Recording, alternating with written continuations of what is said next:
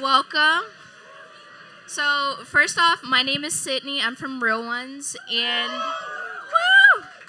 I want to give a thank you to Empty Bottle for hosting this right now. This is also an independent Chicago venue, so hands for Empty Bottle.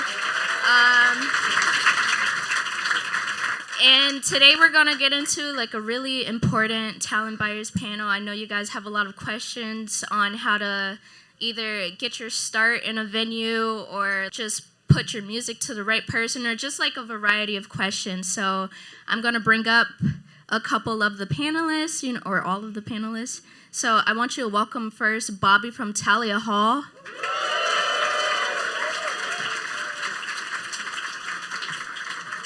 I want you to give it up for Alicia from Sleeping Village.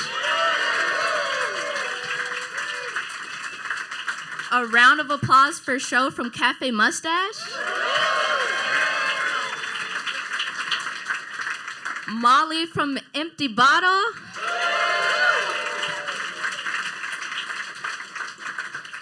And Jerry from Metro and GMan Tavern.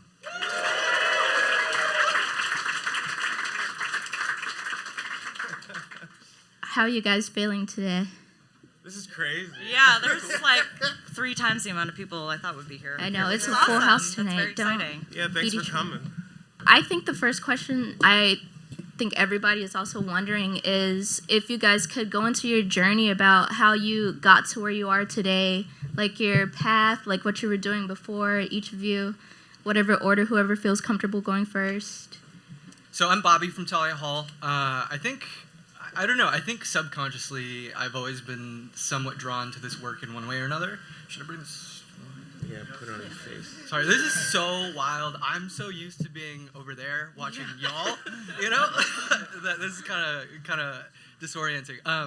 But anyway, yeah, like even in high school and like junior high, like learning to play music and like starting my own like little like bands, like I always had more fun organizing the like DIY show than I did actually playing it. And so for me, I think there was always this kind of like this urge to like make events happen and make shows happen and bring people together and stuff. And so I had gone to school for film, but in that time I had started interning at one of our sister venues, Evanston Space. And I just realized like that was it. Like I was having so much fun. And I realized that like that was the path that I wanted to follow. I stayed with Evanston Space for a long time, working as like a production assistant. When Space and the Empty Bottle team came together to open up Thalia Hall, I had like transferred over to Thalia Hall, kind of worked between the two, and then just grew with the venue ever since. Who's next? I'll go ahead. Could you guys hear me okay? Yeah. Okay, cool. I'm not used to like handling a mic at all, like Bobby said. Thank you. Yeah, I was like fiddling with it. Thanks everyone for coming today. There's definitely more people than I thought would be here today. So thank you all for showing up for yourselves and showing up for us. Because we don't really get this validation, which we will talk about later in this panel. But I grew up here. I grew up on the Southwest side, and music became my escape and my safety growing up. And even though I tried to learn different things, I wasn't necessarily the best at it. And I started street teaming in high school because I went to Whitney. I street teamed for Riot Fest, and then I street teamed for every other venue here in the city because I did not have money to go to shows. And this was my way of doing that, and it worked out.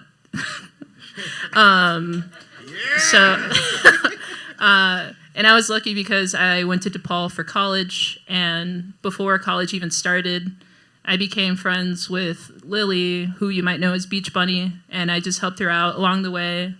A band called The Slaps, too, that I just helped along the way, and I realized I really like connecting people to opportunities and supporting people however I can, because I realized, holy crap, I want to do what I can to make sure people see and experience this music. So I tried random things and people let me because I asked. And like one of the first bands I booked was Faux Furs at Dino's Pizza. And there's so much random bands and things that have happened and so many things, but yeah, it was that, and then skies aligned, and just somehow I just got to what I'm doing now. So yeah.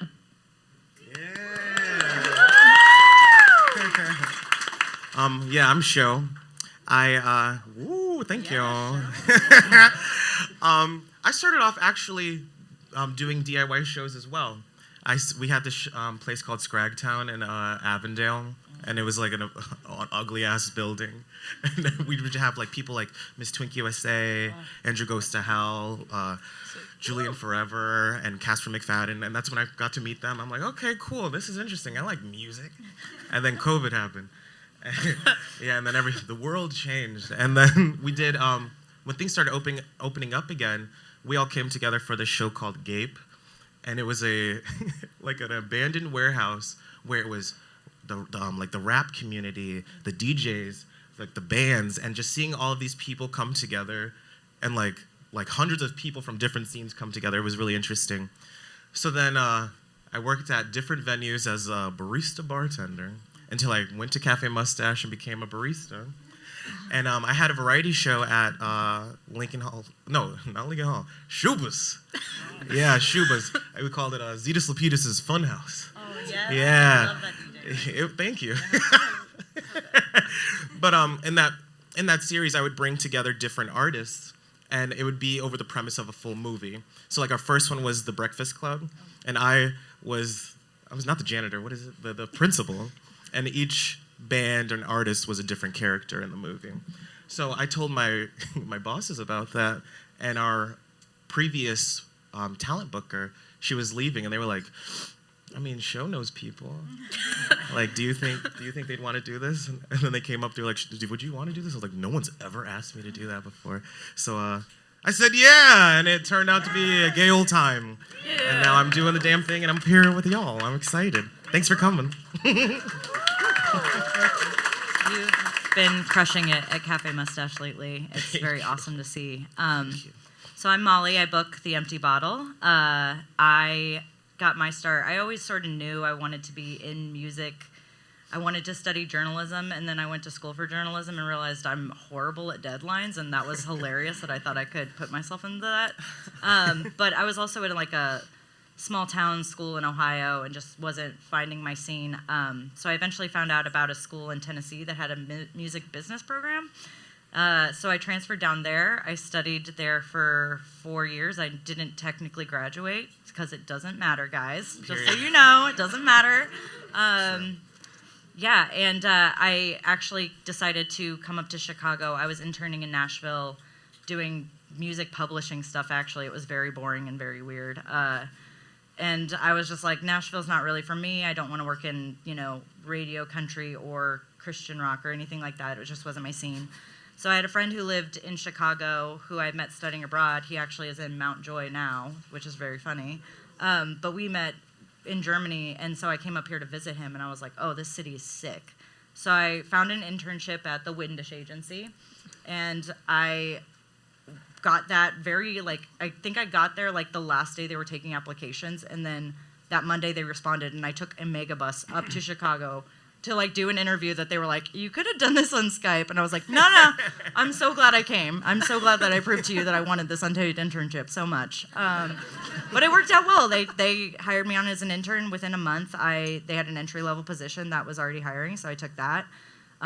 Worked on the agency side in various departments over the years, started in take accounts, moved into accounting at some point, then was an assistant to an agent who booked a lot of Chicago bands like Twin Peaks, Post Animal, and things like that. And from working with bands that lived in my community, I kind of was like, oh, I like being in live music, but I want to be in my community, doing things in my community. And I'm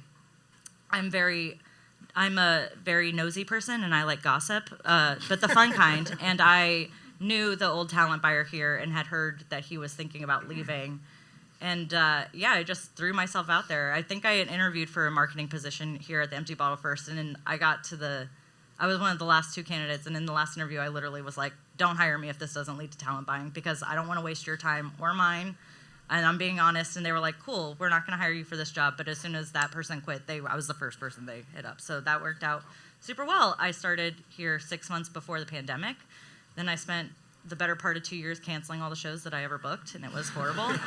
And I still have one that I booked pre-COVID that's like happening next week, and I can't believe that it's still, like, I still can't believe it.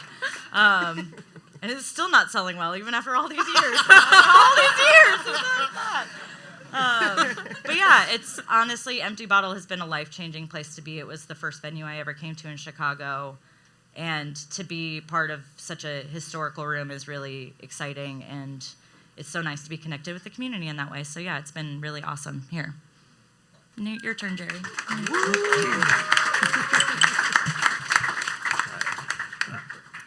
Shout out Empty Bottle. Yeah! I think Twin Peaks and Post Animal are probably my favorite shows I've ever seen here. Oh my Those are gosh. amazing shows. Let's see. I grew up in Indiana, where there's nothing at all to do. And so I spent a lot of time in like Walmart parking lots, just kind of sitting around and trying to find some fun things to do. And then I finally found... Wondering about a bigger life out there. like this can't be it. Yeah. I was doing the same thing in my Walmart parking lot too. That's where you met, because it's like eventually go to someone's house, but you gotta make the deal before you came at the Walmart. So anyhow, I slowly but surely found the only form of music. I'm from Michigan City, Indiana, about an hour and a half away, and the only form of music at the time was just like hardcore shows in really bad spaces, in basements of bars, in like VFWs. Hookah bars was a big thing. Do a little hookah, see a little hardcore. But yeah, so I spent all my weekends for a long time just going to shows and being fans of music. But I loved hardcore, but it was just kind of all there was at the time too.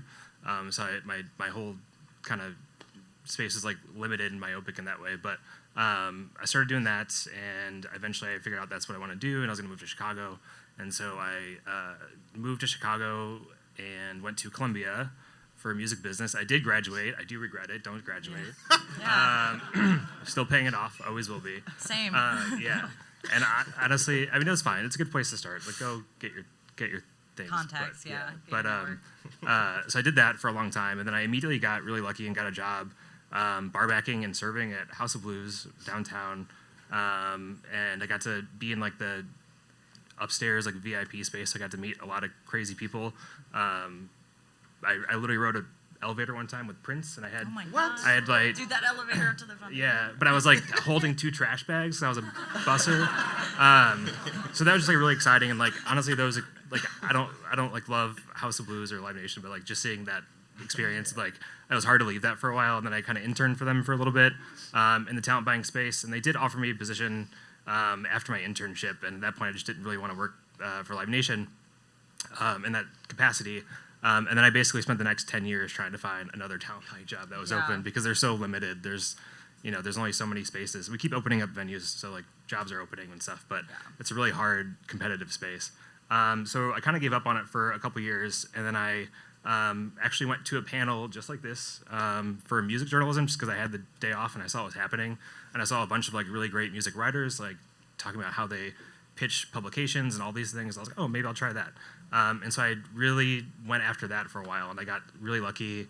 And I was able to write for a bunch of publications like Bandcamp and Consequence of Sound and Pitchfork and a bunch of other places that have shuttered as they keep shuttering and closing. Another great space in music. I did it for a long time, and then I still on the back burner. I always like knew that I wanted to do this. I wanted to like go to shows. As Alicia said earlier too, it's like I think we're all in it for the same thing. It's always just to like promote other people and like find ways to help them. And in music journalism, sometimes you can do that, but a lot of times you're just like pitching to the void to publications that are never going to answer you, and you're just like, please listen to this album. So it feels really good to be able to like now be like, come see the show. Like I'm putting them on a stage. But yeah, so I kind of just searched every day. I had like a whole spreadsheet of like websites that were hiring agencies and different venues and such, and I just checked it every day, and then finally Metro said they were hiring somebody, and I almost didn't even apply, because at that point I was like, oh, it's been too long. But then just a culmination of all the experiences kind of came together and made me a good fit. We're so happy you did. Yeah.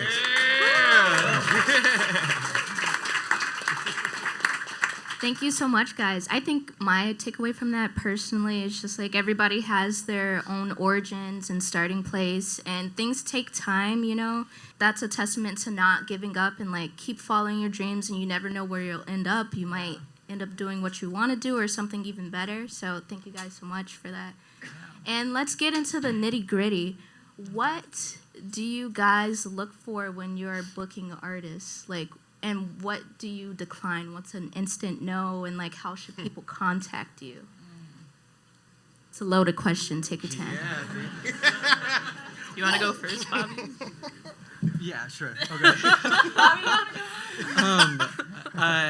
I don't know how many instant no's there are out there. I mean, I think the nature of our work, it's not like there's ever like a single thing that we're working on. I think every single person on this stage is probably drowning in way too many shows and projects that they're taking on at any given moment, right? And so the better question that I ask myself whenever I'm, you know, finding a new act or have a new act sent to me is like, where does it make sense, right? So, you know, like, I may not necessarily have the right opportunity or like the thing that makes sense for that artist in the portfolio of projects that I'm working on at that specific moment, but that doesn't mean that like, you know, 3 months from now, 6 months from now, a year. Thanks. So anyway, like, you know, I may not have the like exact opportunity for that artist like in that exact moment, but like at some point down the road, I might, or, you know, that artist might have developed in one way or another that like makes sense for what I was already working on, right? So like, I think the things that I want to see are just like, firstly, like, how is the music, right? Like, I mean, like, is the music, does it match with the things that you're working on? And it doesn't match in the direction that you want to go for whatever the project is that you're working on. But then also, like, what does the data tell you? And it sucks that, you know, like, we do have to rely on data to a certain degree, but it is, like, the truth of it is, like, we need to know, like, generally, like, what does your fan base look like, right? Like, there's never going to be one single metric that's ever going to tell the entire story for an artist. Yeah. But we are constantly looking for these metrics that might help paint a picture for us, right? I mean, there are plenty of bands that don't have a lot of Instagram followers and don't have tons of streams, but they could sell hundreds of tickets, right? And like, you know, in those situations, it's important for us to like know like, you know, what is your hard ticket history, right? Like, if you can come to me and say, like, hey, I just sold out a room that's a little bit smaller than your room, like, last year, then it tells me a little bit more of just, like, oh, like, this makes sense at this time to, like, maybe focus on something and try and build something with you, right?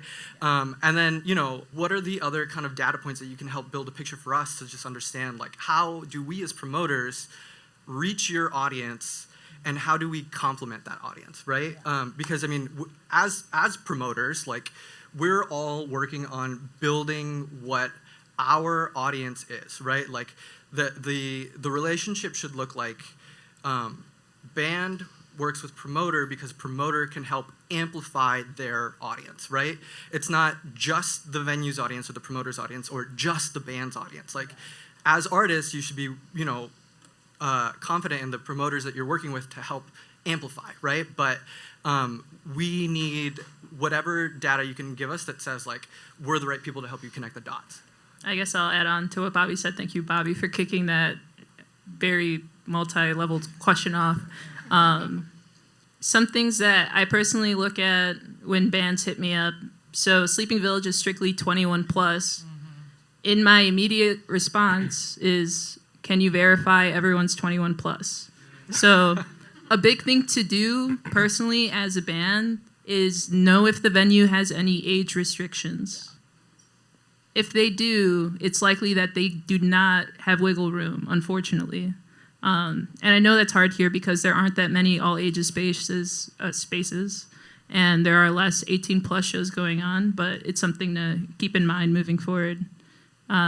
Another thing that I do look at is I'm logged into our venue Instagram and my own Instagram on my phone, but I like pop up Google and I'm like, who from our venue that we follow is also following this band? It kind of lets me know who you are. And if no one I know follows you, I'm like, what's up with that? Like, who's this person? Why are they reaching out to us? Like, why does it make sense? Speaking to what Bobby said about, like, how does our connection amplify both of our audiences? Because there's a sort of curation aspect that we have to do that aligns with our vision, but too, like for example, country is hard to book in our room sometimes, and it's like, let me connect you with Sully, because Sully does Local Universe, and he kills it, you know? But it's like, we love you, but it would be better if we either work together with Sully on the show here, or you just hit up Sully directly. But that's something that we all talk about, too, when something comes up. So think about your genre and your audience and what makes sense, but two, think about the size room and your goal. And I know that's something hard to think about, but it would really, if you're trying to grow in the city, think about how many shows and the size shows that you want to play. And just say that as a goal. And I know you have a bunch of band members and it's impossible to coordinate practice and a show and all of these things, but really talk to your band, because even if it might be one person's project, knowing people's bandwidth is really important for all of your mental health and all of your creative goals. And I know it's really difficult, but it's kind of like a check-in. So just be like, hey, would you guys be cool with doing 2 support shows in this half year, and then maybe doing a headline show in like a 300 cap room? Sick, that sounds awesome. And I also look at if you play like every week and I have to tell you, hey, I can't book you right now. I'll book you 3 to 6 months from now because you're playing a lot. But I also tell you that. I'm like, you're kind of playing a lot. So that's something else that we all do have to look at, because in respect to you growing and you wanting to play and you doing that, we have to respect everyone else that's involved. Yeah. And that's a really hard thing in general, but yeah. So those things came to mind. And two, it's really important to know who are people talking about or who are people trying to see. Like, if you're an artist and you're friends with me, you have my number or Instagram. If you're like, yo, check this band out, they're awesome, I'm like, cool, I will, because I have a research playlist. So I'll get to it eventually. But who it comes from, that credibility is really important. So whether it's that music journalist that you really like, I know a lot of people subscribe to Josh Terry's Substack. Or if you have a homie that's in a touring band and just like randomly knows a lot about Portland and like just sends you all the cool Portland bands, like that's cool. Like I was actually talking to Jerry the other day because I went to Austin, and this band Good Looks, my friend that moved there did a music video for them, but they're on Keeled Scales, and Jerry's gonna have them play at GMan. But it's like, who the hell do I know from Austin? No one. Oh, this band Good Looks now, thanks to both of these people. Yeah. So this band's probably good because 3 cool people like this band. But that's really what it is. Like, if your word of mouth is super important. And 2, I also like think about if this band is nice or if the members are nice. Yeah. That's a really big thing. And of course, does this music rock? Or it's like, are these people nice, and or like, is this sick? Yeah. Yeah. Constant question. Yeah. But yeah. That was a good answer. Yeah. For me, Cafe Mustache is more of we call it an incubator space, so it's not as big as these other venues, but it's where when you play there, it's when your real fans come through, because like it's donation based. So it can be accessible for people as well, and it's like if you want to support your friend, pay them $5 to $10 to come in. Literally. You know, like it's your friends doing the damn thing. Also, I like popping around. I go to you all's venues. I'm like, hey, what's popping? And I like seeing the bands or the musicians that have that moxie. You know what I mean? That certain moxie.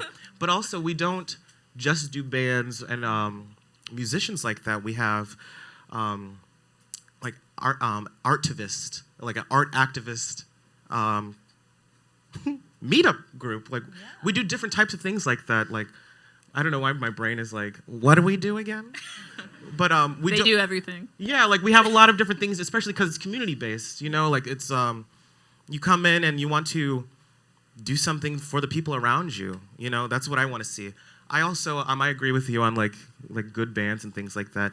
But I like to do. We bring a lot of newer people in because it's that incubator space, and I like seeing the people who are like, hey, we've never performed a show before. And if you don't, for me, send me your links to like the music you've played so I can actually hear it. Because a lot of people, I mean, God love them. Oh my God, I was gonna say this. I was like, how have we not talked about people who don't send their music? When Yeah. What are you doing? They'll send like a whole biography, and I'm like, wow, that's amazing. But what do you do? Like, what does it sound like? Hey, please consider us for any shows. Thanks. Right. And I'm like, okay, what can I put you with? You know. But yeah, it's a lot of that, and one thing that, like, it's never an automatic no for me. Yeah. It's more of a why should I say yes? Yeah. You know, did that sound smart? No, That sounds smart. It's what you say. No. Yeah. No. Yeah.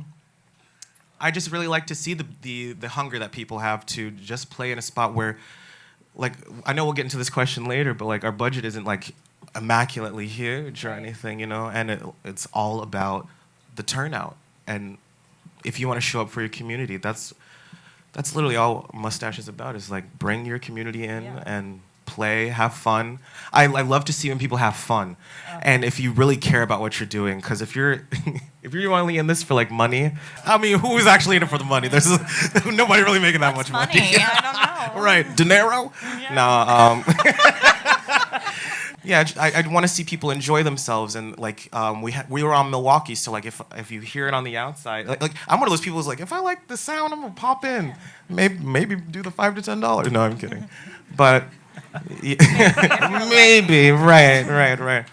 No, it's a lot of that, and of course, like most of our things, like I said, it's not always music. It's not always music, and that's another thing I do like about our venue. It's like, we have comedians. I love seeing like funny ass people, or like we have variety shows. I want to see the different creative things that you actually like to do with your life. Because I mean, we're on a floating rock. I just got scared myself. Like, you know, when you remember you're human. I'm sentient again. No, but no, like, if you want to come in and do things that make you happy, and your people want to come and like support that happiness, I'm more than happy to be like, hey, come in. You want to do a Monday or a Tuesday? Yeah. You know? So yeah, that's my answer. I can't think. My ADHD is kicking off. I'm like, what am I talking about again? Right.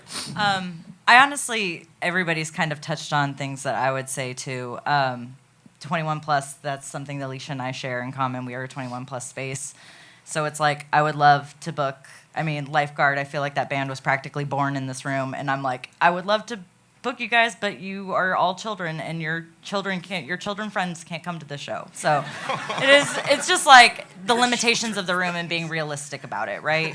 I think putting together a well-prepared email, just with links, hyperlinked, the small things you can do to be the most direct. One of the things that I would say drives me mad in a way, just because I'm always sort of on the cusp of insanity, is when bands are like, keep us in mind for support slots. And I'm like, I book 365 shows a year. Like, and I'm trying to find probably 1 to 2 bands for each bill. You have access to our calendar, even you just putting in the footwork and being like, I see these 3 shows that are coming up.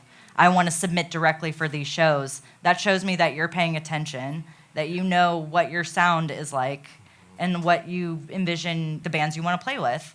It is hard to get through our inboxes, I'm not gonna lie. Like, I'm a buried person. I start off a day at 110 and I leave the day at like 92, and I'm like, I was working all day, I swear. So it is hard to break through. I don't want to disillusion you to that, but we are always, like, I always see the emails and I am paying attention.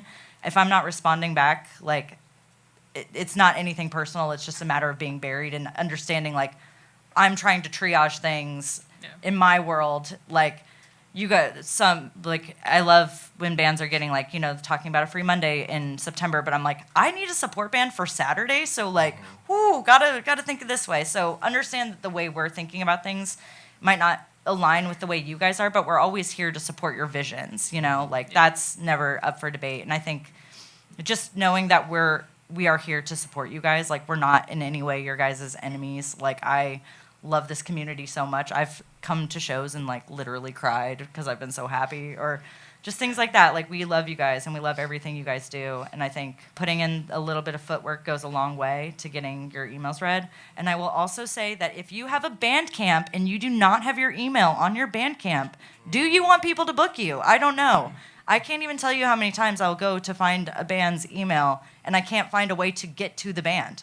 I'm like, do you guys want to be on shows? Because I'm not DMing you guys on Instagram. Like, there's a work-life balance. My email's the place. I love Instagram, but that's where I do my fun shit. So, yeah, just also knowing where to speak to us in the lane of what's appropriate, I think, is very helpful. Well, it's fun to go last when all the good answers are already taken. Just say, I concur, and then you don't even have I to say agree. anything. I agree with everything that was said. Well, now you could go first next time. Yeah. Yeah, just like piggybacking off a lot of that. I think that we all book with a lot of intention, and I think we're just looking for artists that are also booking themselves with a lot of intention. Yes, And I think that's totally. the kind of the simplest way to go about it. And like playing every week is great, and there's a time for it when you're like a new band and stuff. Yeah. But like when you're playing 4 shows in a month, like all that's telling me is that like why would they? I mean, I work in Wrigleyville and I live 2 blocks away from here. Like I don't like going to Wrigleyville, you know. So it's like if you're gonna play at Empty Bottle and then 2 weeks later play at like GMan, like your Yeah. crowd's gonna want to Pick and go. choose, Yeah, yeah. like you're not gonna want to come to Wrigleyville. Like there's a Cubs Yeah. game going. I mean, it's a nightmare. So it's just a lot of like booking with intention and just like Yeah. when you reach out, back to like kind of what Bobby was saying, it was just like obviously metrics aren't everything, but like it has to be more than just a bio. It's an insane Yeah. thing about how many emails we get. I don't even get the band name. It's like, hey, I'm Mike and I'm in a band. I want to play sometime. Yeah, and I'm here's just like, an I don't. MP3 attached Yeah, to this. and those emails, those are the only no. Like those are no's. But it's like you have to give something because it's like Yeah. you're trying to pitch us in a very short way. I think we're all working on maybe like at least 100 shows at a time or something, hundreds of bands at a time, and so like keep all those like plates spinning. You have to like help out a little bit. We all have that friend, you know, where it's like, hey, we should hang out, and then it's We like all have them. yeah, and then it's your fault if you don't like Make the it plans happen. And so like that's kind of what it feels like when a band's like, hey, I want to play sometime. I'm available for the next 8 months. Yeah. Because it's just like I don't know what your plan is. I don't know if you have an album out. Like I don't Yeah. know like what you're doing. Like where are you at in your own space? Because it's just telling me that like I'm just gonna kind of put something together just to get you in front. And also like I will say like the other thing too, it's never just to be like.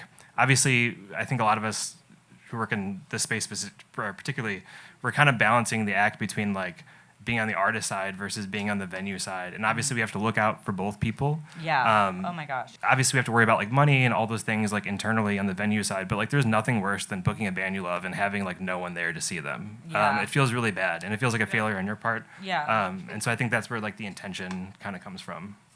How do you guys deal with budget constraints, and like how do you prep for like the month, the year, the season, and also maybe just like one show in particular? Like what does that look like for you? Yeah. Should we start with Jerry? Sorry, Yeah. Jerry. Back at Jerry. Jerry. I'm not sure how everybody else operates, but for me, I booked both Metro and GMan, which are very different beasts. So I feel like I kind of get both sides of it, where Metro is obviously a lot more budget constraints.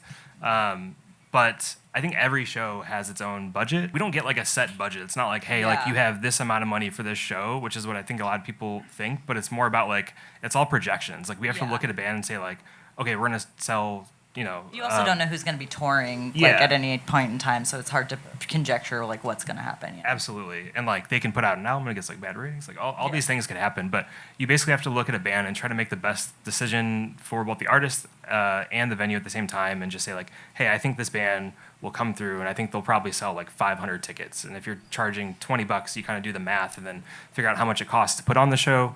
You know, smaller spaces like GMan have a lot lower there's a lot less expenses involved. It's just really just like, you know, a production person and then a person like settling and doing tickets.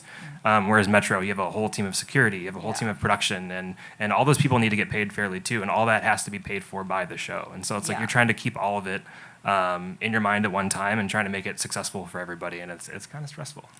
Yeah. Yeah. I think balancing the budget is an interesting thing. I think for us, it's easy to predict when your slow periods are going to be, right? Like, nobody wants to play Chicago in fucking January. Like, nobody does. I get it. I wouldn't want to tour here. I understand. But we still have to book every single day in January. So my assistant, Cam, and I, like, starting now are like, who we want to book in January? Because we know that that's going to be the hard time of the year for us. But as far as budget, like, one thing that I love about the Empty Bottle, and has been the thing since before I started, is that we give the artists 90% of the show income that we make. So, like, we're basically just operating this place on our bar. And it's a really great feeling, but I think sometimes that comes with a balancing act of knowing that you have to prioritize sometimes those bigger shows so that you can support the smaller bands that are building up their careers. And, like, you know, it's silly to think of things by night, like by day thing. I kind of look at a week overall, like when I'm looking at our budget, and I'm like, okay, so Tuesday ate shit, but like we are gonna make our money back on Friday and Saturday, and that was a valid show to have. Like, we put art on that stage, and I'm not ashamed about that in any way. So it's like balancing how we have to have a budget that exists, but also still have the real estate to support the local bands. Like, the one thing that is honestly insane about the Bottle is we're a 350 cap room. Like, very rarely are rooms our size doing like Waxahachie shows or Jack White shows. So we're a small team, but because of our reputation, we have this image of us that we should be operating at a Thalia size room or a Metro room. We have 5 people who work full time here, and that is such a small amount of people. So I don't know why I was mentioning that, but yeah, it's just real. It's just tiring. But yeah, I think it's just more about understanding that nothing is ever a hit unless, you know, God, like, the band was horrible to the staff. Like, that's the shit that really bothers you. Like, I'm never going to be upset if a show tanks, because I'm like, that happens. And, like, sometimes people don't get it, and then they'll get it. Like, I believe in what we put on that stage, and I will always, but it's more so like when the bands don't behave or things like that, then you're like, oh, fuck, I just put this band in my room with my staff and made them have to deal with it. Oh, no. But yeah, I think it's more of like understanding that we're here to support local scenes, but in order to do that, we also have to like prioritize our bigger shows and things like that so that we have the money to like be able to put on smaller shows and potentially have nights where we're not making money, but we're also like, that was fucking awesome. Like, our Free Mondays are a great example. I've worked here for 5 years. I think we've broke even on 1 Free Monday the entire time I've worked here. And that was break even. Like, that, we didn't even make money. We just didn't lose money. So, but it's like, that's so worth it because that's something that the community fucking loves, and I love doing it. So. No. I know. I'm just gonna look at you. Like, hi. Like I said, we don't really. There's no real budget at Cafe Mustache either. It's more donation based, $5 to $10, and the bands get all of that money. Plus, they get 10% of the bar after it hits $200. So it's like, buy a drink for your homie. Yeah. Even if it's a non-alcoholic drink, drink something so they can get some money. It's mostly about just bringing out the people at our place, and yeah. Yeah. I'm trying to go more in detail with that in a way. Like, it's just about like showing up for your people, paying so you can see these people. Especially because like we're a smaller scale. It's our capacity is like 90. Yeah. So it's like it's cute. You know, it's a sweet little place where you can like be up and close and personal with the people you want to see. You know.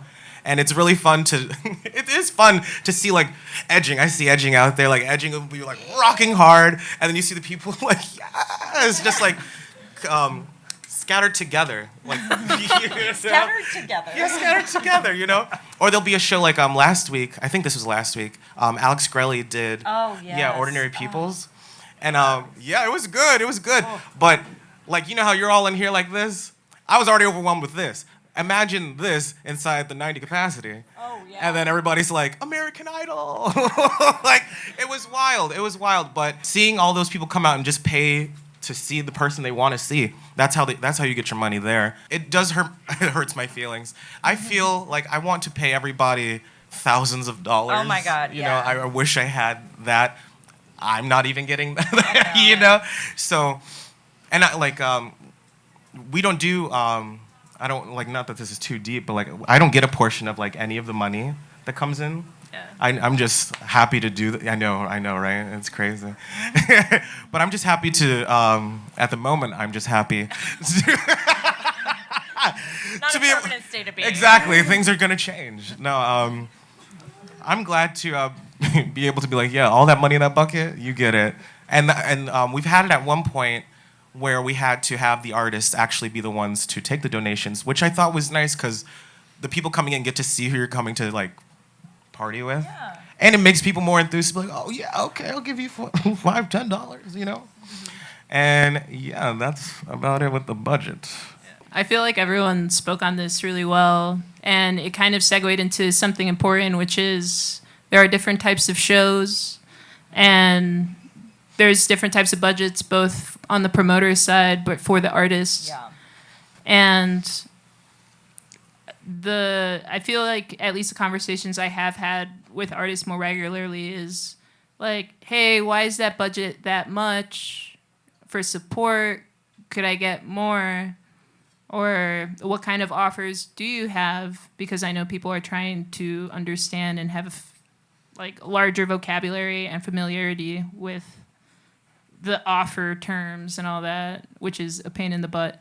But that all is important to talk about and to bring up. And just so you know, too, the way offers are structured, if a band has an agent, is it's negotiated and the agent is representing the headliner. And there are, unfortunately, standard budgets in that world, and support budgets, they range anywhere from like getting someone to play for free, which I hate and literally never do, because I'm like, I'm not letting someone play for free. Excuse me. I've had to fight agents and tell the headlining band about this. That's like a very real thing, but they could also range to like 500 or like 1,000, basically. So the support budget is made from that negotiation term, but the agent is representing the artist, and a lot of the time they might skirt the artist. So just know that it's never anything personal, but like let's say I have $200 and you're like, hey, could you make it $250? I'll be like, hey, let me go check in, and I do check in, and I try to talk to the agent, and I'm like, hey, can we do this? They're worth it. What's up? Yeah, I was gonna say this is also a good part for where knowing your hard ticket history is really useful, because like agents will try to dictate the support budget to me, and I'm like, I will tell you what we are gonna pay the support band, because I'm like, I don't like to play anybody less than 100, but there are times where I'm like, this band is gonna bring out 200 people, they are getting $500. I'll cover it on my end if you won't cover it on yours, because that's what I know will make this show better. So yeah, that it's just like it's the thing, you guys, nothing is ever set in stone. Like, you're allowed to be like, could you push it? If we can do this many paid, like, that's useful information. If a show is, I mean, we had Moskowitz Dance Band playing. I think they sold like 40 tickets. We added Cabeza de Chivo, and they sold like 150. And it's like that band's getting more money because of them, so they should get more money for bringing all the people. Yeah. Yeah. Yeah. I mean, that's just the way it is. But like, just know that you can and should ask and have that conversation. Yes, 1,000%. Like, please do not be worried. I know tone is different over email, but just you could be like, hey, like, do you happen to be on site, or are you available for coffee or something? Would love to talk about this in person or over the phone or even over Google Meet. That goes a really long way, because it definitely sucks reading any emails and you're like, I don't know if they hate me. Oh my God. Because we feel like that over 300 times a day, because that's at least the minimum number of emails that we're reading a day. So that's tied in with that to some degree. Yeah. But never be like, please talk to your other friends. Please, like, just have that conversation going on, and don't be afraid or shy to ask other people, because they do want to talk about it. And I think it's pretty cool with our generation of talent buyers, because we do support and care about transparency compared to older people. Because they don't, I don't know what to say. Like, they just they don't. Just are who they are. We can't change them. We tried. Yeah, a lot of them gatekeep, like, legit. So, whatever, they suck. But I'm like, yeah, that's weird. So I'm gonna talk about it. But yeah, so yeah, there's different type of offers. But too, what you said reminded me of how sometimes there's a curator for a show, and that's a whole different thing. So they have their own budget in mind. that has its own deal structure too. But if someone is curating and you're being a part of a curated show at a venue, ask the curator how much you're getting paid. Straight up, never say yes to a show unless if you know how much you're getting paid or how much you could make. Yeah. When I started working at Sleeping Village, I had a lot of questions about support or like how much people are getting paid on equal local bills because nothing was really defined. So I instituted that in having conversations with our team and with my friends. So I'm really happy that I was able to do that because I know that's not a real thing at some venues across the nation, and it sucks. And I'm like, what the hell is that? But yeah, just do what you can to challenge statuses and to talk about things because it's really important. You have to advocate for yourself. And two, if it doesn't make sense for your band, just be like, hey, like this amount doesn't make sense for my 6-piece band, but I could do a 3-piece configuration or play solo. That's totally cool. Like, just say what's real. Like, and it's okay too if you're like, oh shit, they have only $200, but this is like one of my favorite bands, and you know all of these things. Some things are okay to say yes to because you know you'll make up for it down the road. But know that it's okay to say no. Like, you will get hit up more if you say no. I swear. Like, by all means. So. I love that. That's so true. It's a good sign when you see an artist that like understands what is good and not good for them, right? Yeah. And like, I think it does instill confidence amongst people when you know exactly what is the right move for you and what's not, or I shouldn't say exactly, but when you have a general sense of what's the right move for you and like what's not the right move for you. I'm just very glad that we also touched on the support thing too, because I totally agree with everybody else that's on this panel that like, yes, support fees are fixed. You know, a lot of times there isn't a lot of wiggle room, but it's always worth making the case when you feel like you know it makes sense for you, right? I think just in those situations, help us make the case and advocate for you as well, right? Like, if the support budget is one number, but you need like you know $100 extra or whatever it may be, our job is to go back to the band or the band's representative who, you know, has this like agreed upon fixed structure with us and say, hey, can we renegotiate this for these reasons, right? And so again, it goes back to you helping us make that case, right?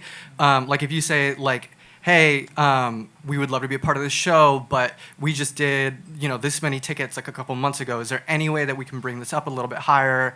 Otherwise, I'm not sure if it's going to make sense for us, right? Then we can go back and make that ask with like hard data, because a lot of times these aren't necessarily people that like live in Chicago or fully understand the scene or know the significance, right? And we'll kind of help paint that picture for you. And ideally, you know, they'll hear both of us out and we'll get you that money and we're good, right? And if it doesn't work, again, you know, like at least we know, have a better sense of what you need as an artist, so that when that money is there, we also know like, oh, we know somebody who, you know, has had strong history before, or like has like, you know, the indicators that we would want to see that make sense for this budget, and like, we know that it is like within something that they're willing to at least consider, right? So yeah, definitely just another note to advocate for yourself, because our jobs aren't to shut you down. Our jobs is to like, you know, help the conversation flow.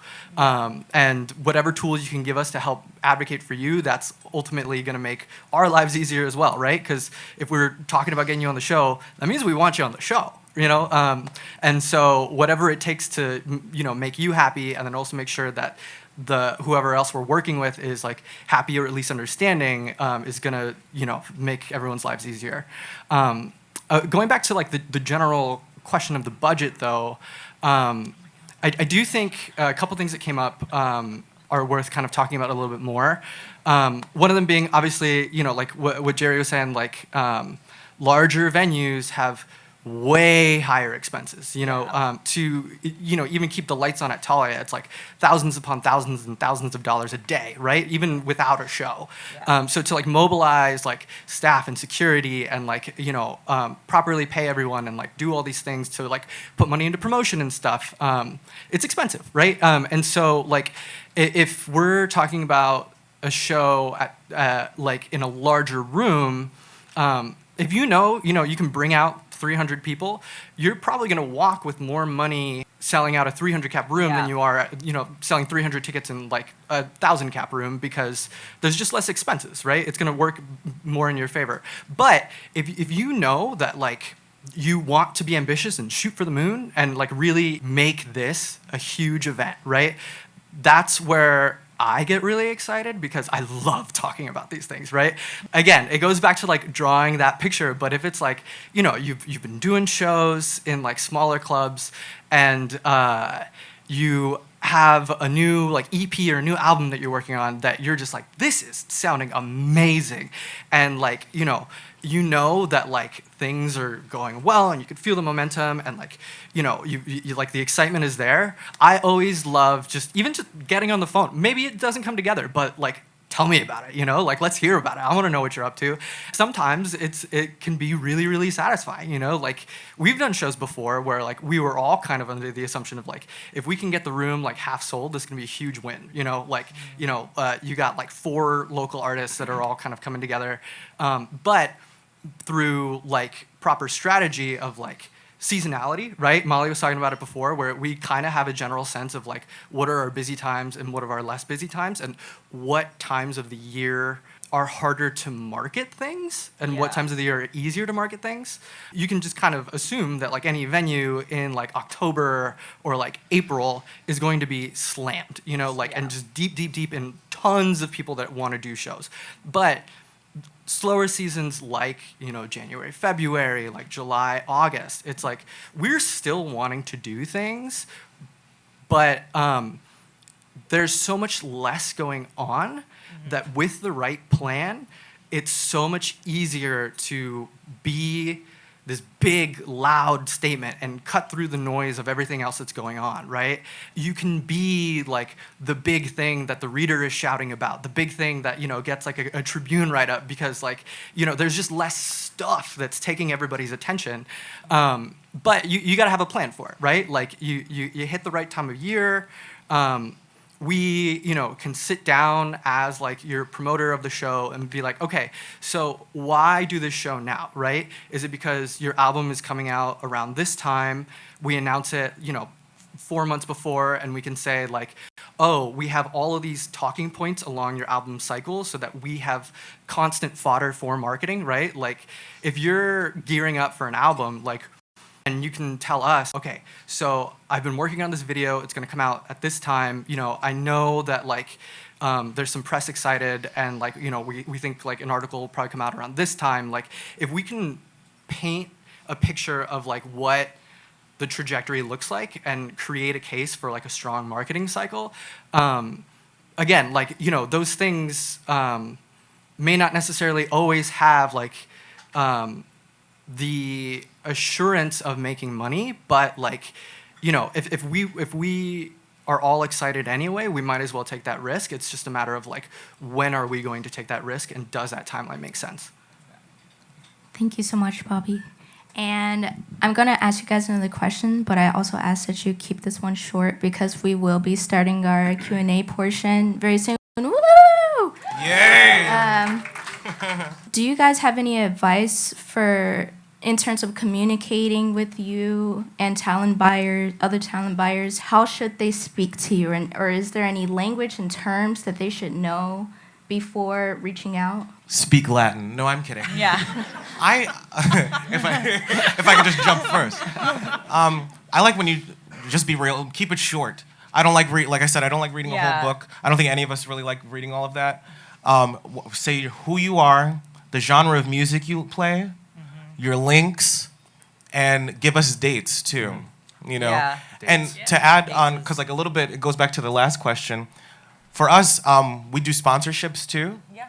If you have like a connect to a sponsor that you would like to sponsor your shows, email that to me as well. And if you just want a sponsor for your show, please let me know that too, because then that can help the revenue come in. Yeah, that can like really bump it up for you all. But yeah, just be kind about it. Don't call, and don't DM me, please. No, I don't like. As you do a hair flip. I just because like it's overwhelming sometimes Yeah. to get messages from different areas. Like even Yeah. like homies will text me, and I'm like, thank you for wanting to do this. Send it to this email, Right. especially because it can be consolidated, and then the whole team can see. And it, like our brains aren't like I don't have like the Yeah. greatest brain. I need I need things in like certain places. So email, tell me if you need a sponsor, and just keep it short and to the Yeah. point. You know. Yeah, I think like what we've discussed, just knowing what you're wanting out of the show or what you're building towards, I think the intention behind it speaks a lot, because it's like for a band that's starting out, like maybe you guys might or somebody might think like, oh, I really want to get, you know, a sick headline gig, but nobody's ever seen my band, and I'm like, well, they're sick. Why don't we get them a support slot first? You know, like we're trying to work with you on these things. So just being direct, including links, Instagram, Bandcamp. Your Bandcamp better have a fucking email on it. I swear to God, I will check. I will berate you if I have to submit to your Bandcamp. I will be so mad, which we have done for support before. But yeah, I think it's just knowing, being able to speak to what you as an artist want helps us know where we can slot you in and where the vibes match up. I think that that's really like pertinent. Yeah. I like that word. I would just kind of go off of that and just say like definitely just email. Like Yes. Oh my God. I have my email in my bio for a reason, as should every band and artist too. But yeah, just try to keep it over email. A lot of these times, these shows, we work on these shows. Sometimes the show will happen a month from now. Sometimes the show will happen a year from now, you know? Yeah. And if we're like, you know, we might book the show in November, and if the show's not going to go on sale till June, like I have to like pull up all the information that was already talked about. And if Yeah. it's in a text and a DM and an email, like it's too much. It has to be consolidated. Yeah, like I Shō think was it's saying. also just like respecting the fact that we're human beings. Like I understand that we are sort of like points of the community, and I love that. But it is also like, it can be very wearing to be like, I sit at my email all day and then I'll leave, and then bands are emailing me at night, because I understand that they work different jobs. That's cool, but like getting a text on the weekend about something or getting DMs about shows, it's just like, it's sometimes I think that not respecting the personal boundaries makes me less likely to like want to work with you, because I'm like, I deserve a break too. I can't be at all my shows. I can't be everywhere all at once, because I would be dead if I was. Yeah. But yeah. There's nothing worse than after like a really long day and like sitting down for a nice dinner with like your loved ones, and then you just get a text. Like, Text. hey, can I get on the guest list tonight? Oh Plus my 10. God. Or like everybody's like, see you at the show, and I'm like, the amount of Yeah. times I hear that in a day, I cannot be at every show, but I Yeah. love it, and yeah, Just it's keep it professional. Yeah, Just stay in for the sure. email. for And sure. also don't blow up. Like if you are gonna DM, don't blow me up either. That really pisses me off. Yeah, Somebody did that. Somebody sent me. It was a Sunday, and I was hanging out, and they were I was chilling. right, having a good time. 20 DM messages about a show, and I'm like, well, I mean, I did give it to them. They did sell out the place.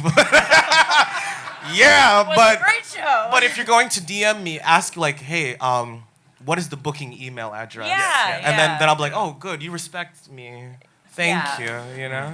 Yeah, I would say to what everyone else said, keep it to email when you can. It's also totally cool to message someone on Instagram in a week or two, just be like, hey, I sent an email. Not sure if you saw it, but like a week or two is cool, but a lot of the time I've gotten like 5 in one day, and then the next day, and then the next day, and I'm like, Yeah.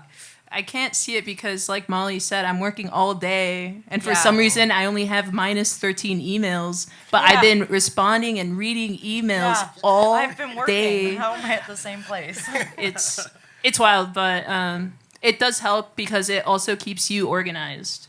It keeps both of that us too, organized. 1000%. And I would say the one thing I learned, because I was interning at Paradigm actually before I started working where I work now. Some teams had pitches for their Yes. artists. A pitch, your name up top in bold, Yep. hyperlinks. If you have good numbers, put that number in parentheses next to it. 1K, 2K, Yeah. 500, 12, whatever. and then have 4 bullet points. Yeah, anything notable, festivals you've played, bands, bigger bands you've supported in the market, like all those like buzzy things about you can be really concisely put together. That helps so much, because if your line is just like supported Post Animal, Wilco, Julia Fox came to mind, but she's not a musician. That's an artiste. Honestly, that's like one of my favorite things is when people submit for support and it's like so chaotic and all over the place. I'm like, you really think that your sound sonically matches all of these? Okay, Yeah. I like that. But it's like, it's huge. It's like, oh, cool, they did that. And then if you have the next bullet point, be like, working on spring album release, private listening link here, that's hyperlinked. I'm like, sick. I know where to find it. I don't have to like ask for it and like claw for it. If you include dates you're looking for, awesome. If you have people in mind that you want to play on your show, sick. If you have people in mind that you want to support for, awesome. That helps a lot. But 2, if there's something that you're really eager about, don't be afraid to try to find me probably at a show that you think I might be at. I'm honestly just chilling a lot of the time at a show. Like, our jobs are really social. My social energy might not be there, but I love going to live music. It's my favorite way to listen to music. And I'll be there. And there's never anything wrong with being like, hey, Alicia, what's up? Do you want a Topo Chico or water? I wanted to bring something up to you if you have energy to talk about it. Sick. Easy. Or like, if you're like, hey, are you at SV and want to get coffee or something? I'll grab you a drink. Cool. I work there 3 times a week, like 10 to 6, you know? So You take bribes? Well, I was joking about this earlier, but an easy way, like a really good way to connect with anyone, this kind of comes from, I took marketing sales classes at university, but doing that, like, hey, would you love to meet for coffee sometime? It's on me. I would love to learn more about your work or tell you about this thing. But it's so much more personable, and just be like, I would love to meet for 20 minutes, 30 minutes. Cool. Sweet. So we know our time. We come with intention to the conversation. We're more personable. But you, like, both of us are growing our network in that way. Because even if I can't necessarily help you, things will come to mind to me or to you of how we could connect each other to more people. Because that's what we want to do, and that's what we're about. And for some reason, we're connecting everything and making over 300 events a year, booking like so many thousands of people, and I feel crazy a lot of the time, but it's really fun. So Yeah, every DM, every text that's not through a formal channel that's my email makes me just want to delete my social media forever. It really does. Like, but you can't because it's so important. But it's so important. When you're doing this job. But yeah, if you're asking for my email, by all means, like, I'm more than happy to give that to you. And if you're excited to show me something, I'm excited to see it and hear it. Right. The only other thing that I would want to add to this answer is.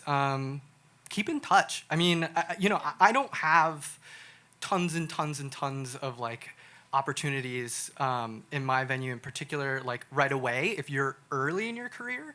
But if you're excited to play a room like mine, like I want to hear what you're up to, right? If you have a new single that you're putting out, or like a new video, or like you just started working with like a cool like independent label or like a group or something like that, like I fully welcome people to just like send me those updates as they become available, if you so wish, right? I mean, obviously that's going to be a lot of work on your part if you're just sending these updates to everybody all the time. But like, if you know that like my room can be of use to your career as an artist, like I want to like believe that too, and I want to support that. So like I'm always just excited when, even if I don't have something right away for an artist, somebody's like, hey, we just put out this video, because like I have so many bands that I try to like keep like tabs on, and so many artists that I try to keep tabs on through things like social media and just like Google alerts and stuff like that. But like there's no way I'm gonna catch it all, and like if you're like willing to share with me, emailing me that kind of stuff kind of keeps it front of mind when the opportunity does finally come up. And also, just to add to this, because Bobby and I obviously work for Six Sound Center, so our rooms are owned by the same company. Like, we don't exist in silos. Like, I trust every booker that books here, and I trust all the people that work at the Bottle. And if they tell me a band is sick, I'll be like, cool, because I know I can't know every band and know everything and be the best at choosing all the music ever. So like, if Bobby writes for something, he'll hit me up and be like, yo, you should do the show at the Bottle. And it's nice to have that like backup almost of like, oh, okay, like somebody else is out there, and we're creating opportunities outside of our things, which is nice. Well, guys, I'm sorry to cut you off here, but we are going to open it up to the Q&A. And what I ask from you guys is that you try to be intentional with your questions, you know, ask stuff that is maybe more general that everybody might be thinking of, because although I would love to talk to each and every one of you, I can't get through all your questions. All right.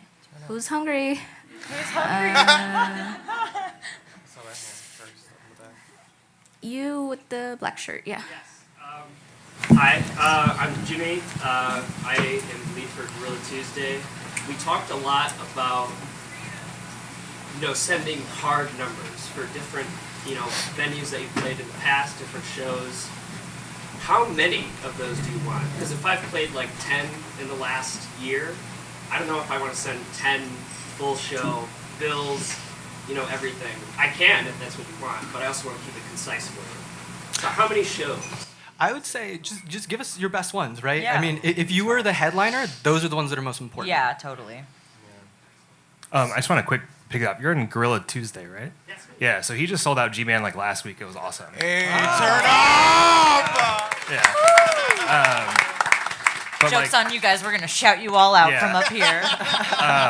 No, it was like an album release. It was great. But like now is like a perfect time. Like we all like talk and like we all love each other. But like like GMan has like 125 cap room, and you just like sold it out. So that's a great motivator for you to reach out to 1000%. Molly or Alicia those and are- say like, hey, like I can step it up now because they have bigger spaces than I do, and it's not quite Metro yet. And so it's like you kind of just gradually move up, and you're always kind of shooting for the next goal. Well, thank you. You came in here so humble, selling out shows, Yeah. You in the green shirt right here. So a couple of you mentioned that you started in booking DIY shows, and I was wondering kind of what was like the biggest culture shock moving from DIY shows to like kind of things on a bigger scale, like what elements kind of were new to you? Dealing with the city of Chicago and its licensing things. I've only been doing this for 5 months, right? Before then, it was easy to just like, oh, we're doing shows with friends. Yeah. It's about who you know, like, oh, cool. Then you get into like, oh, I need this to make a certain amount of money so my staff can eat, so the bands can eat, and it just it's like new layers to it. Yeah, there's so much more nuance to when you move into a space, because at a DIY space, most people are either volunteers or doing things out of like the passion of it. And then you realize it's like there's a lot more red tape that you have to kind of operate around, things like that. And then also you're now supporting a staff that is fully dependent on you for their income. So it's just a bit more like thinking things through. And communication hits different too. Like you got to communicate with the bartenders, the bosses, like everybody. And when you do DIY, it's like, oh, I could just tell people when it's happening. Sometimes I don't know how y'all do it. And I think just adding to what you're saying, DIY is more on the fly, and it's interesting because SV is kind of on the fly because I know enough people to kind of pull shit together really fast if something does come up, but I can't do that because of staffing. Because there's a process to having a venue. It sucks sometimes and it bums me out because I'm like, that really cool thing could have happened, which has happened to me before multiple times. But that's like the biggest thing that I took away from DIY to venue. And also, too, just knowing your limitations or like what you can or can't do. Like you can't just like bring a bunch of booze in and, like someone... Whatever. I don't want to be silly or like say what I would say. But like you're a lot looser at the DIY spot than you can be at a venue. The band side, staff wise, and audience wise, and it's just like it's not the best or coolest thing to do when you're like in a more professional setting. You over here sitting down. Thank you. Follow-up question about emailing. Is there literally like a format for your subject line that will help you guys kind of scan through your email? And the follow-up to that is when you don't email us back, what should we do next? So the question was, are we looking for an email subject to be formatted in a particular way? And if we don't receive a respond back, what do we do? For subject matter, I like the band's name, Yeah.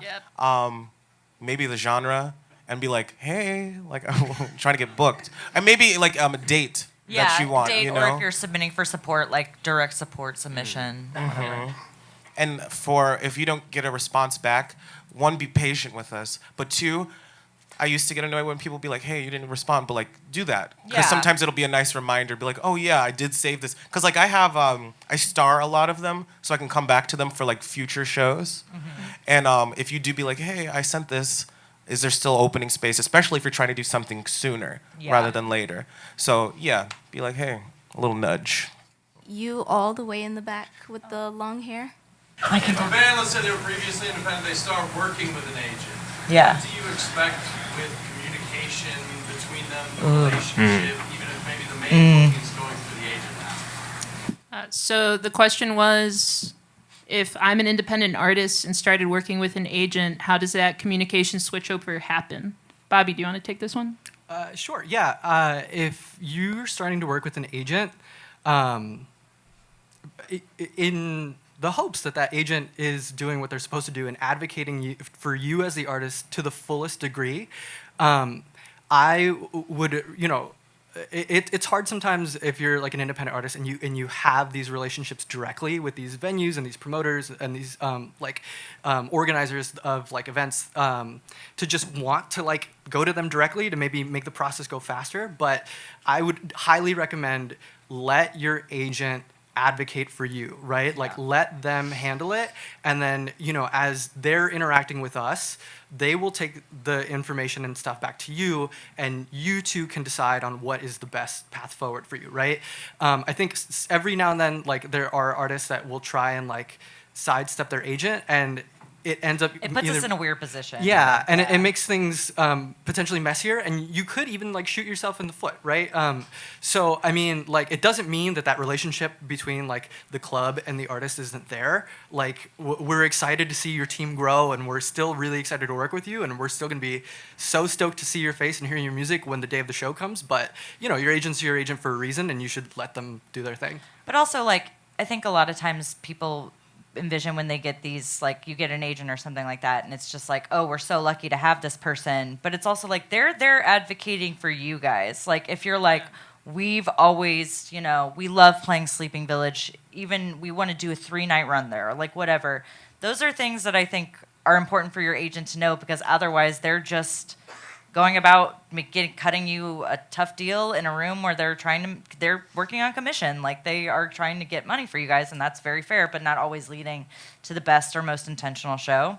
So I think that telling you, especially within your local community, like we have a ton of bands who've all, like the members have literally worked here, like Dead, and I know their agent very well, and I honestly I will just go and talk to Natasha, and if the Dead people try to talk to me, I'm like, no, we can't sidestep Natasha. But yeah, I think it's like we're able to do a 3-night run with Dead for New Year's Eve because they're like, yo, that's the bottle. We want to do that shit. And the more agents know about that stuff, the easier it is for them to advocate for you. Yeah. Just a quick add-on to that. Talking about like local stuff too.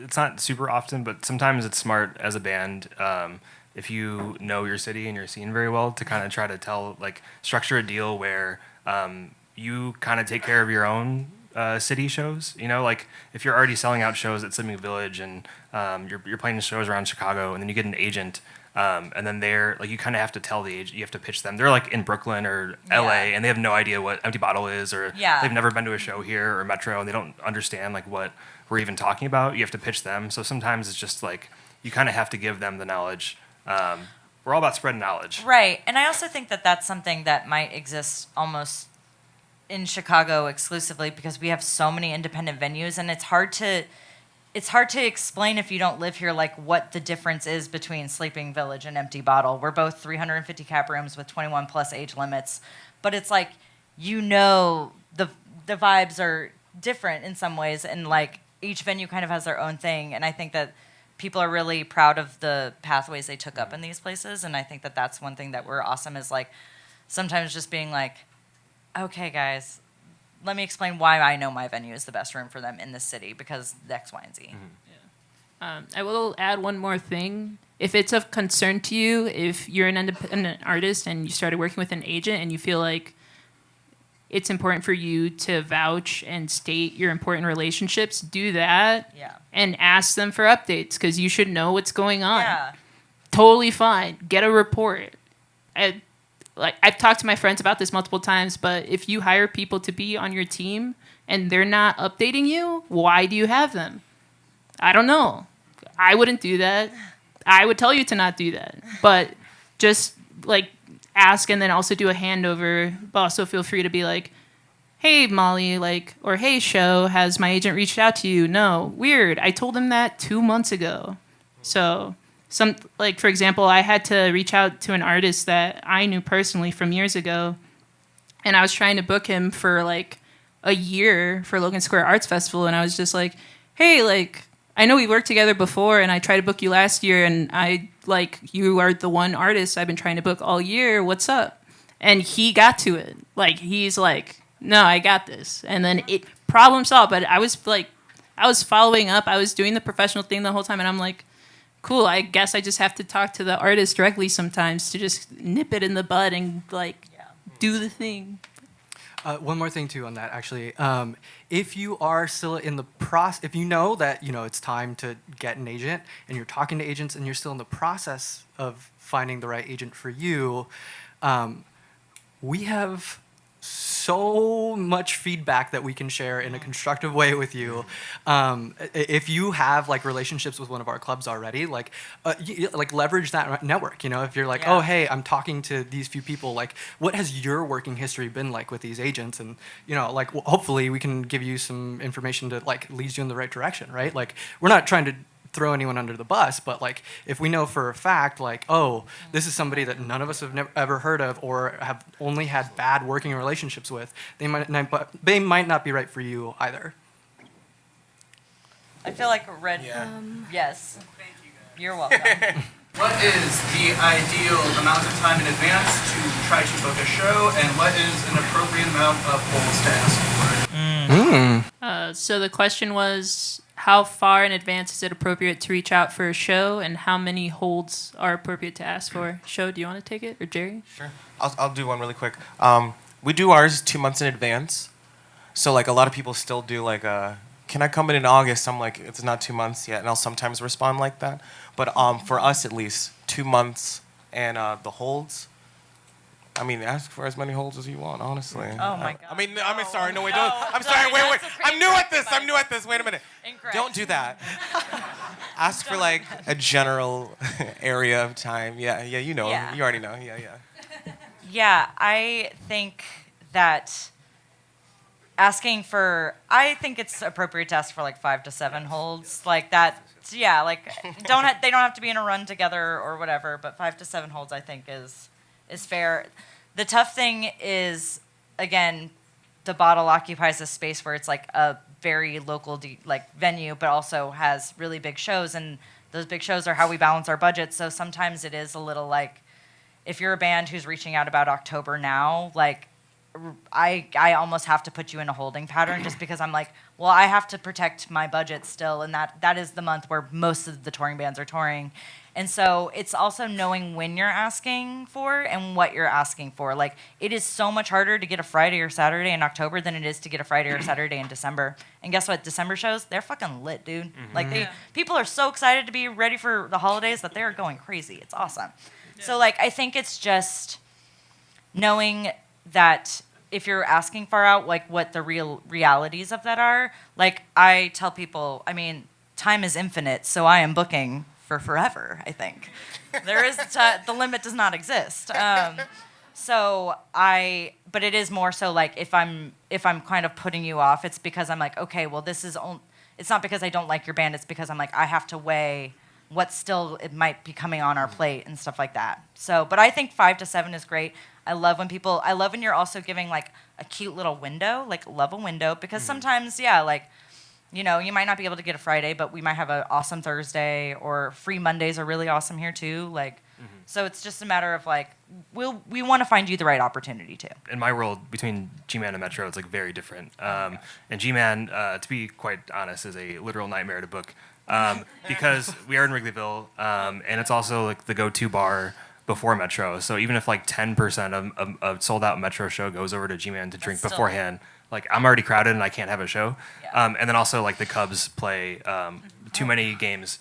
And so whenever that happens, I basically can't have a show either because I'm just, you know, there's no way to keep them out. So I'd say for G-Man, I'm booking about 6 months out. Like right now it's like through July or August, but somewhere bigger like Metro, I'm sure Thalia is the same right now. I mean, in October right now, it's like if you're asking about October, it's too late. Yeah. We're at like over 20 holds for like a Monday in October. But then people start to do it farther out too. Like we're working on like March of next year. Yeah. And then the problem is that like everyone fights for the same months, like we talked about earlier, like October and March. But if you want to do something rad in July, like reach out now. Yeah. So it kind of depends on like what time frame you're looking for. You in the do-rag right here. Yes. Is diversity of acts around Chicago important? I know that a lot of, I'm a South Sider, so traveling is whoop whoop. Yeah, there we go. Yeah, we are. So traveling is like a challenge, and a lot of the people who I see, they usually are performing, they usually live close. Yeah. So I understand that you guys have a locked venue, that's like your jam, and I know that you also are getting outside acts, but are you thinking about grabbing people from the west side and the south side and getting diverse people to show up? Thank you for answering that question. You want to repeat the question? Of course. So the question was, are we considering and thinking about booking diversity in terms of booking people from the south side and the west side? Yeah, I mean, absolutely. I think diversity is so important, but I think as a white person, like one thing that I've tried to be intentional about here is like, I don't want to be the one who's saying this is art and I'm validating this. I would much rather find like promoters in the community who are already doing that work, who know the artists, who have the connections. And I'm like, I have the room, I can set the budget, and like you go ham. And trusting that that they will bring people in and that they will feel comfortable because they're being brought in by their community, as opposed to me being like, hey guys, come over here to this room you've never hung out in. Like I don't think it reads as being very aware in a way. Like it's like if we're gonna support people, I want to support BIPOC bookers. I want to support BIPOC artists that I'm not even aware of because like I live in the silo of being in the northwest side of Ukrainian Village. Like I'm not blind to that at all. So I think for me, it's more of like, how do I engage very intentionally with this community while also trying to not put like that I am the beacon of like, this is art. I have decided you are art now, because that's so not it. You know, I think it's more about bringing people in who are making great art, but who are also feel comfortable enough to come back.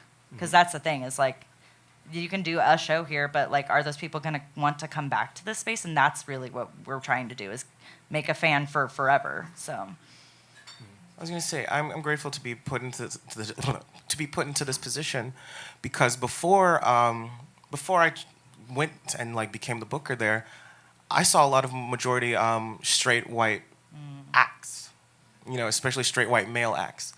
And as a black queer person, it's been very nice to see how the culture there has been changing, because I want to see people who look like me or people who are like me in spaces that are up here. Because I'm also from the South Side. Woo woo. Woo woo woo woo. South Side. You're right. And to know that I can bring people from my hometown up here, from my part of the city up here, and changing the vibes and everything. It's been very nice. So it is very important to me. And when a band does ask me like to do a show, we have like little prompts that I, you know, for the forms or whatever.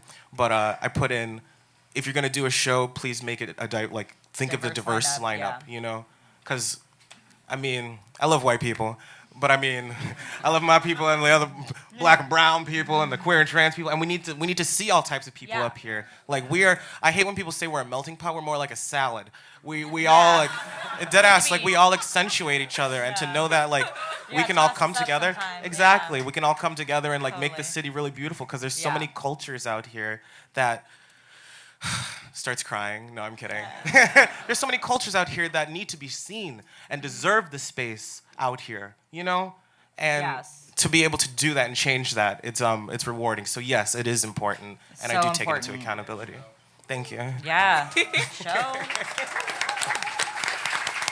No big deal. No big deal. NBD. NBD.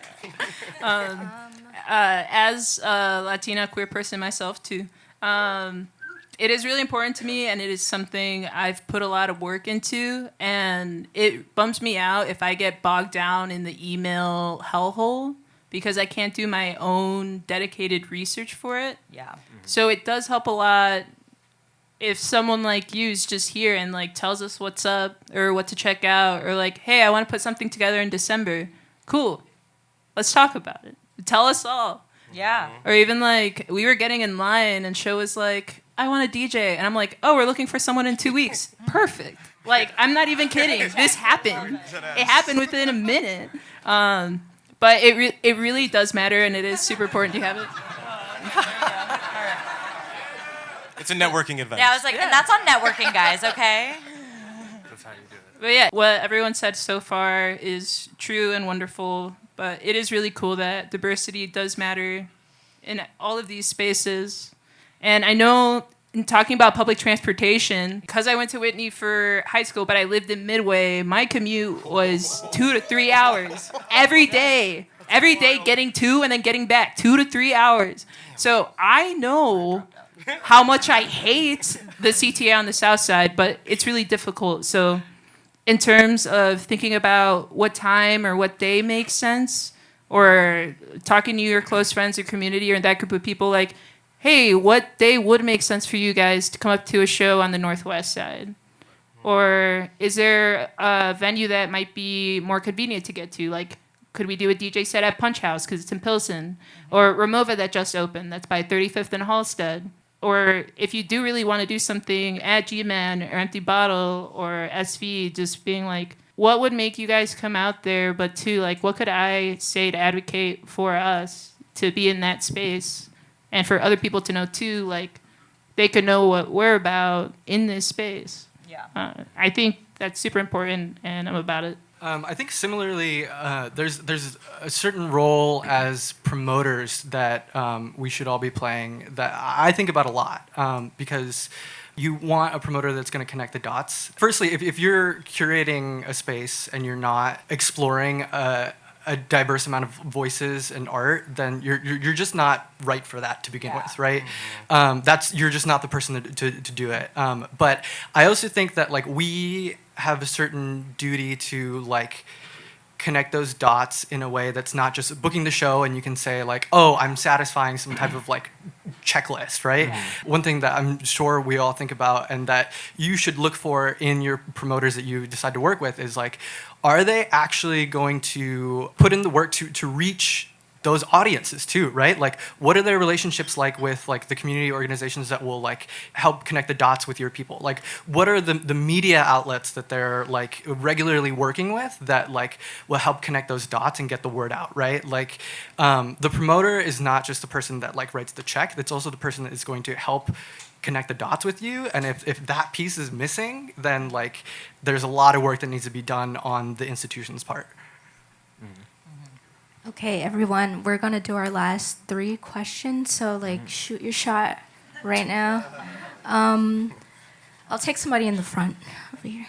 I'm curious about the marketing aspect of promotion. So who is in charge of things like, you know, the social media promotion, the posters that go on the wall?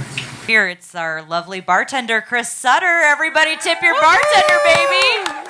Chris is in an amazing band called Meatwave. He handles our socials for us and does all the postering and stuff around here. And one thing that I am very proud of to watch him transition from, he was our bar manager, and transitioned into marketing, is Empty Bottle is such a voice, and I love that like we can reach people as human beings and be like, hey guys, we're just at work doing dumb shit too. And like I think that that's one thing, we maintain our humanness, which I really like. And it's nice that I can be like, yeah, our marketing manager's right there. He's right there. For us, I'm not so much as the promoter. I'm like I buy the talent and everything, but we have Sasha, our social media. Yeah, Sasha. Sasha does our social media management and our promotion, and like is working on our website and all that stuff. But anytime a band sends me like the information that they want for a flyer or their flyer period, one, we have a form that you fill out where you put that in if you already have it. But if you need help with it, I always forward things over to Sasha and like keep that open line of communication. And if there's any like changes that you all need for anything, you can send it to me and I just forward it immediately to Sasha with all of that. At Sleeping Village, we have a team of 3 for day-to-day. And speaking to what Bobby actually recently said about the promoter connecting the dots, my involvement in marketing is for following of or strategy or overlapping interest or suggesting or thinking about partners that make sense. So that's what I do. And my coworker, Sam Murphy, who's super awesome, and he's do security and house managing, and he's worked in a lot of restaurants here before he started working there. He's a wonderful person. He tackled it all on himself to do socials, ads, and mailers, and Maggie does tickets and links. So it's a really small team, but it is really tag teaming. Like, he texted us yesterday to say he was distributing the posters. So, yeah, it's a really small team. We have a little trio at Thalia that is, I guess, probably pretty similar to some other structures where I'm the buyer, and like Alicia was saying, like, I kind of have this like big picture strategy in booking the show and like having an idea of how we want to market the show, but we have a separate marketing manager who handles things like social media and ad buys and reaching out to press and doing all those different projects along the way. And then a ticketing person who also assists with some of the social endeavors.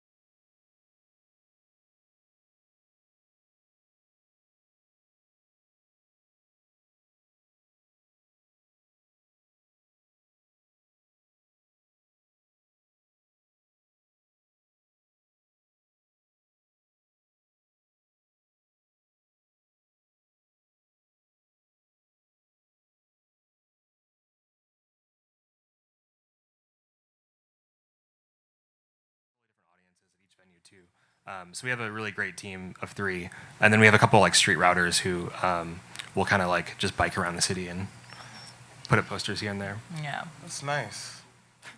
Are you doing that show or you talking? Oh, I wish. I mean, no, I don't. That sounds fun though. Hi, I'm Ari. So you guys mentioned a couple things about collaboration and agents and support. How do you guys view the best pathway? Because there are agents that you could go and say, hey, we'd like to open for one of your clients. Or actually, hey, venue, we'd love to open for these shows here. What do you find is the most successful way? Or I guess maybe talk about what the optimized process is for someone doing a support show. The question was, what's the best way to reach out to support a show? Either reaching out to the venue or reaching out to the agent. I'm always open to getting pitches for support. It's back to booking with intention. Like always say, like I want to support this show or this show, not just like, hey, I want to support any show at Metro. But I will say, sometimes if you have a relationship as the support band to like the headlining artist, you might have a better chance of getting that show if you reach out to them. Because like ultimately what's going to happen is like we are kind of the middlemen, and then like the agents are also the middlemen. So like if you're asking me, I have to go through the agent who then it goes back to the band. But if you can go straight to the band yourself and have some sort of connection to them, that's like the absolute best case scenario. But if you're just reaching out to us, like we're generally taking that info, and if we think you're a good fit, we're just going to pitch that to the agent. And then at least GMan and smaller venues are a little bit different, but at Metro, like it's kind of a big surprise to people, but we don't actually have a ton. Like we don't always get to book the support acts. A lot of times, like the band decides, which is something that was like a wild thing for me to understand once I got the job. But a lot of times we're pitching them to the agents, and so if you're pitching us, we're just pitching it to them. And so like the less people you can cut out of that equation, the better. Yeah, I think that the band routes, like making connections within your network of musicians, is always super helpful because it is like the bands are dictating what happens, and I think that some really cool like tours come from like bands that are just homies, you know, shooting the shit and being like, hey, let's go on tour together and make something weird. But I would say, I think when you're approaching the agent, it's like he's booking a whole tour in a bunch of different cities, so he's not necessarily like, if you submit to him, he's going to think of you for overall, whereas we can argue your case more for our city and like what you guys do here. So it's just more of like, if you go through us, we're able to advocate for you because we have the history with you guys and stuff like that. But I also think like, shoot your shot. I love when agents forward me bands that have submitted direct to the agents and are like, oh, is this band cool? Yeah. And I'm like, let me tell you, they're great. Yeah. I don't know how management feels about this, but if there's management, like contact information in there, that's also worth shooting your shot there. I mean, I've definitely worked on shows where through like forwards of email chains, you know, like we were initially under the impression that like, you know, that it was going to be fully carried support, like there was going to be no locals added whatsoever. And then so I've, you know, had bands reach out to me and I said, hey, it's, you know, it's going to be carried. If you want to reach out to management, it's always worth a shot. And then next thing you know, management is like forwarding to everybody else being like, hey, we want to bring this band for a couple of dates, right? Yeah. And then I could say, oh yeah, we actually, what Molly was saying, you know, like we love this band. What? Like if we had no idea. Yeah, if we had the opportunity to submit it, then we probably would have done it anyway. Yeah. So yeah, again, whatever you can do to kind of cut out the middleman, but the manager and the agent are always going to have a closer proximity to the headlining act than the room itself. Yeah. I would say something to think about if you're looking to grow in terms of having support slots. Like it's been mentioned, but I'll mention it again, just booking with intention. So get that contact of that promoter or the booker for B Kitchen. It's Eric. And just email Eric. Just put your band name, again with like the email subject, so put your band name, put support consideration, July, or the type of genre that you are. So let's say punk. And then have that pitch, but be like, hey Eric, I'm looking to grow in being support for touring bands that are punk or rock.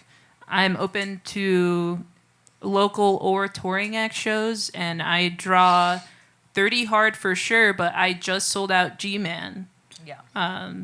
Please let me know and let me do if there's anything I could do to be considered for this particular show or other ones. Thanks.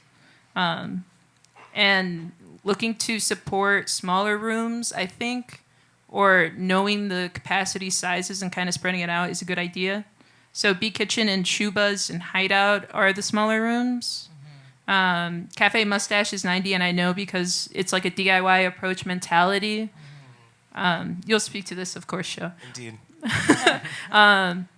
So sometimes, like, as long as you get to show or someone involved when it's like a smaller space, that's important. But for Hideout, I know it's Avery. For Shubas, I know Connor books most of Shubas. For Kickstand, Eric is the main buyer, so he's seeing all of those emails.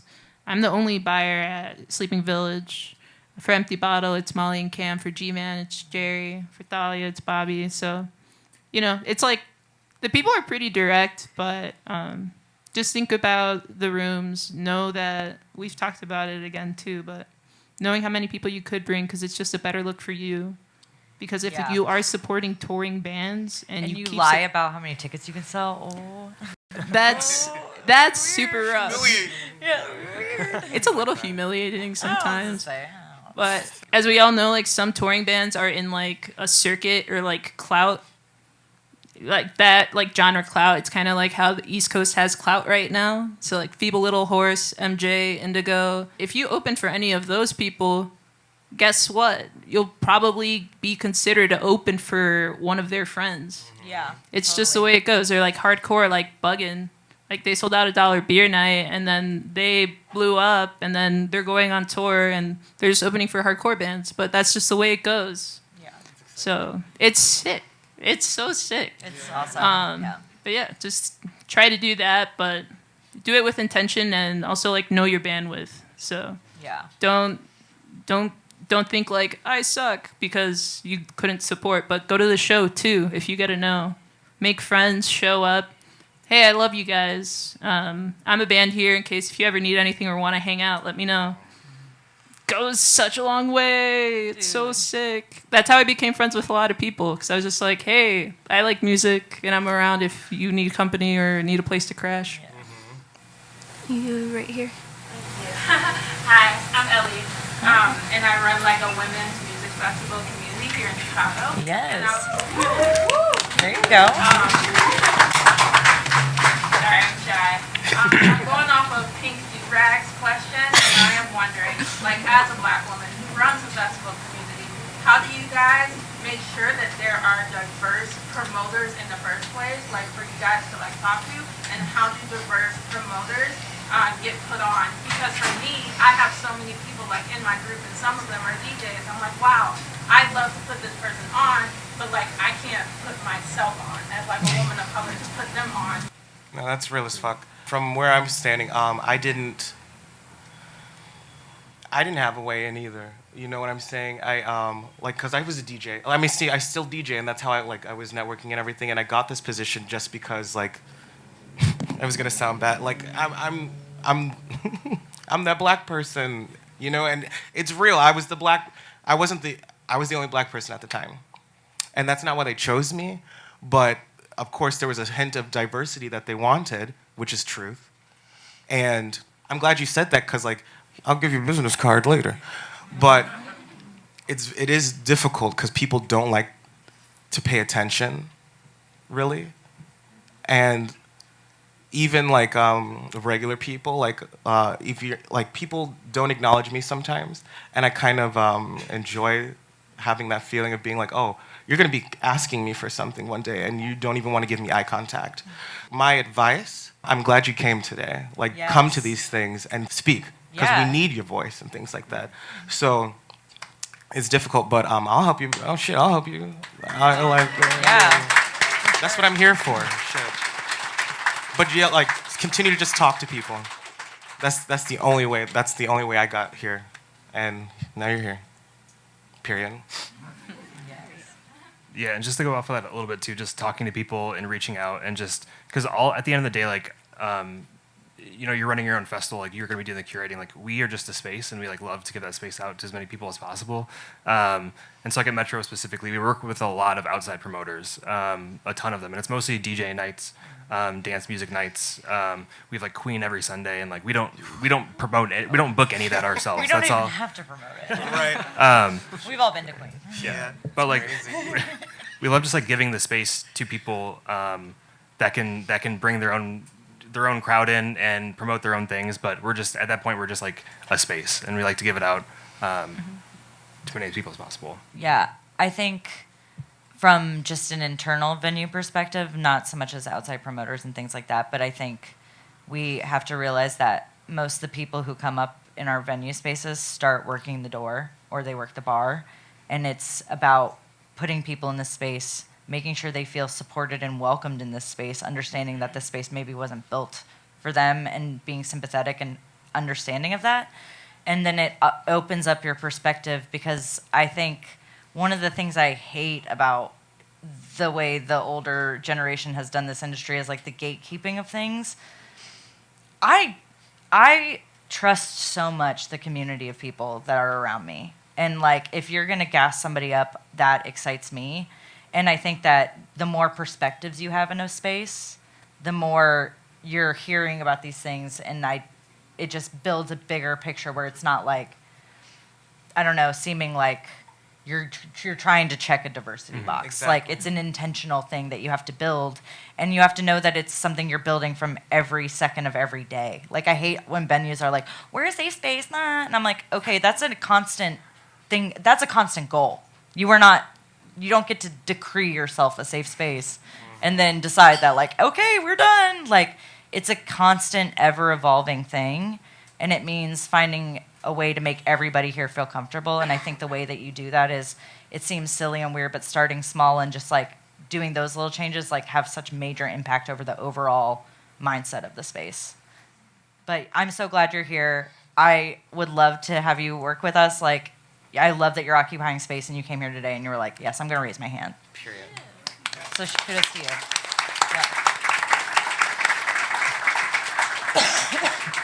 Take Molly up on that too, because this place is dope, dude. Like that. Call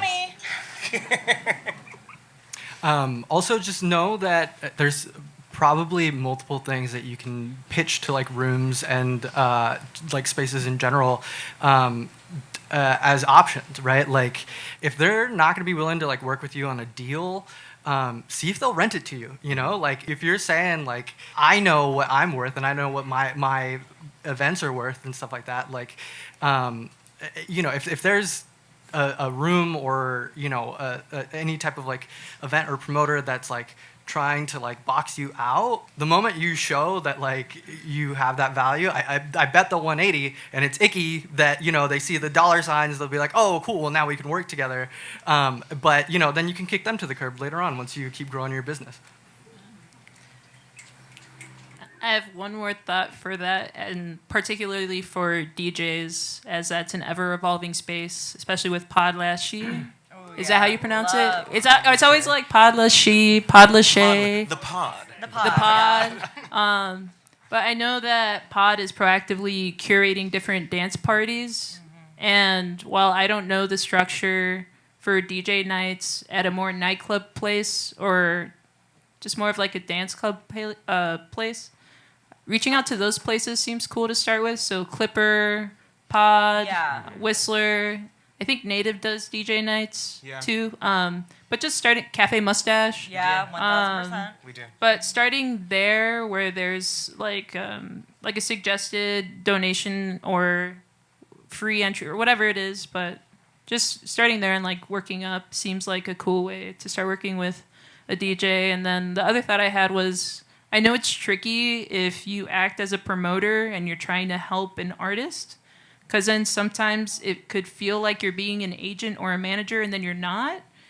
And I know what that's like. So it's just like, just figuring that out and having clarity just so you have your own boundaries and you both have your own expectations, because it would hurt if you get over involved and then it like doesn't work out. And so many things could happen. But yeah, there's just a lot of layers there. But everything good will come, and it's good that you brought this up. So thanks for coming. And thank you guys all for having so many great questions. And also, if you didn't get like picked to ask one, know that you could write it down and like submit it to them, and like hopefully that will be answered too. So if you wrote something down, definitely talk about it with them afterwards. You're free to like mingle, obviously. Thank you guys so much. Do you guys have any closing comments? Can we give a big round of applause for our talent buyers?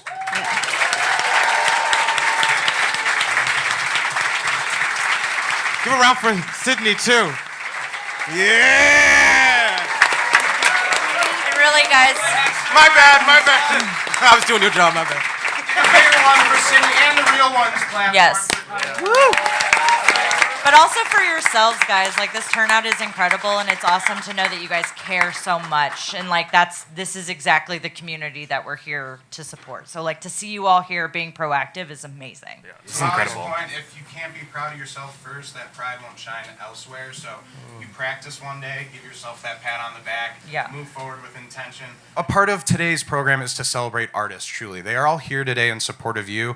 And a great remark and takeaway, I think, from today's event is the agency you have like with yourselves, right? Yeah, meet other artists, throw a house party, throw a DIY, send them the pictures of how many people came to your DIY show, and maybe that'll help visualize all the information they need.